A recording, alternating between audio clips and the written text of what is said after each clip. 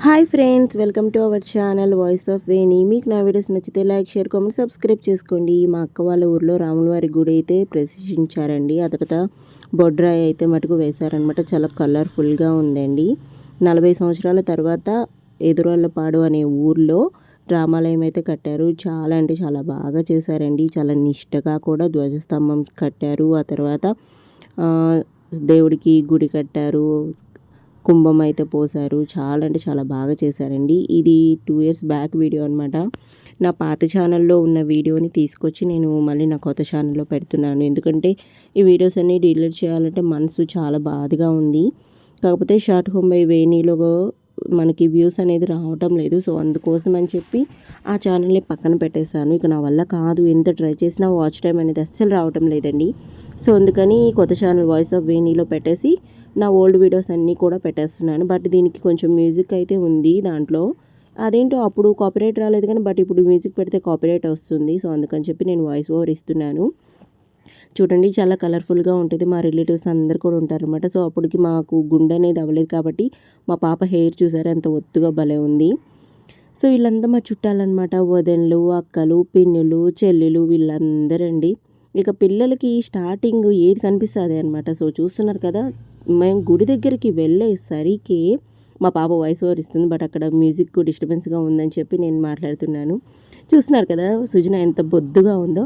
సుజన పక్కన ఉన్నది తీక్షణ అని మా వదిన వాళ్ళ పాప అండి. సో ఇద్దరికి 1 వీకే తేడా. తీక్షణ పాప 1 వీక్ ముందు పుట్టింది, తర్వాత సుజన పాప పుట్టిందనమాట. సో ఇద్దరు మంచి ఫ్రెండ్స్ అనమాట గుంటూరులో ఉన్నప్పుడు. బట్ ఇక్కడ రెడ్డిపల్లి వచ్చిన తర్వాత పెళ్ళిళ్ళకో పబ్బాలకో అలా గుంటూరు వెళ్ళినప్పుడు మాత్రమే కలిసి స్పెండ్ చేసి టైం ఆడుకుంటున్నారండి.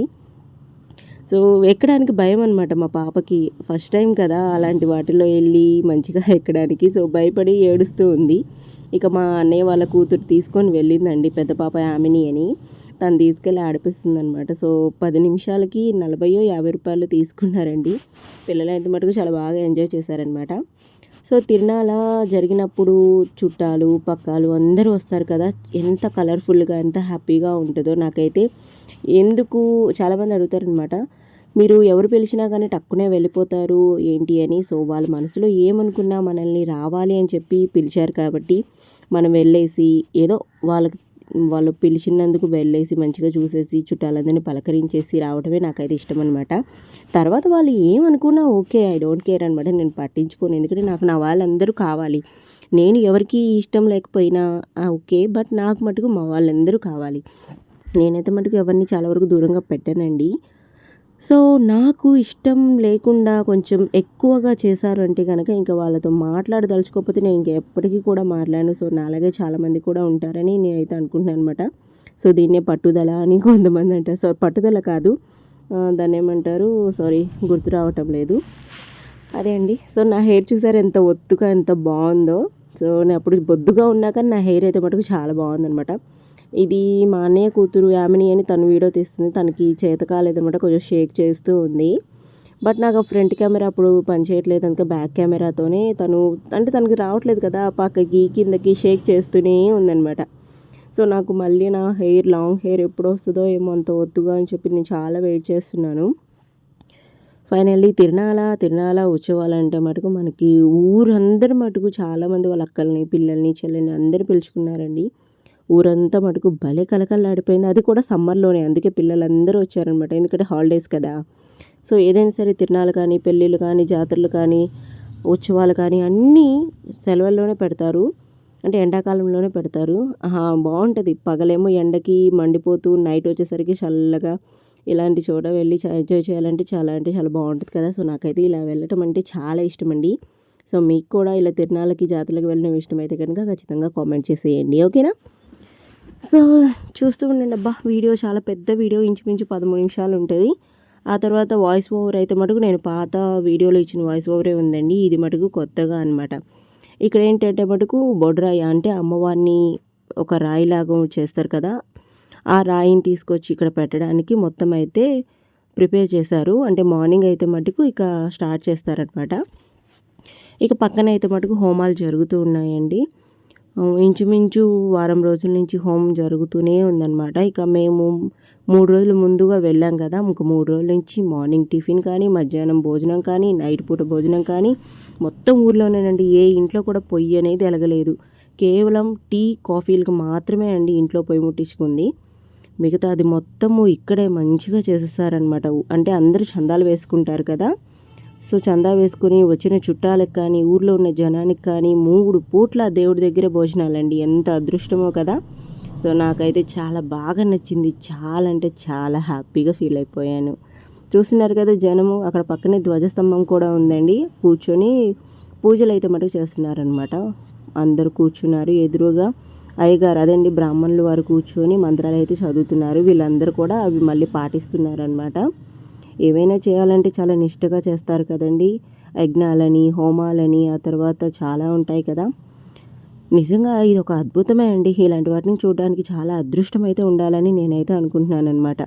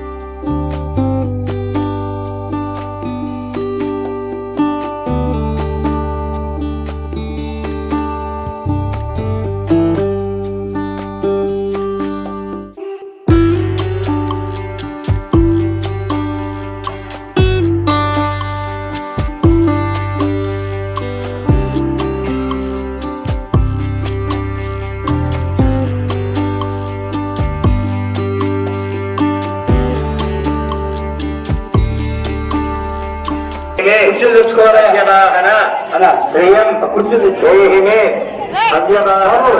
ఆ కుర్చీలో పంపించమని నమ ఇది కుర్చీలో పంపించండి. శ్రీరామ రామ రామేతి రమే రామే మనోరమే సహస్ర రామ తత్తుల్యం రామ పది కుర్చీలు వైశ్వానరాయ విఘ్నహేలాలీలాయ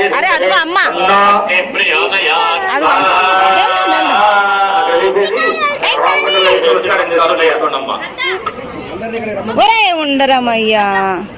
కంకణధారులు ఆ ఒడ్లు ఆ హోమం చేసిన తెరలు లోపల పెట్టేసుకొని విగ్రహాలు మా భక్తాదులందరూ కూడా గోడకు లక్ష్మీ రాస్తే రామవారి పదం పెట్టి చేసుకుంటున్నా.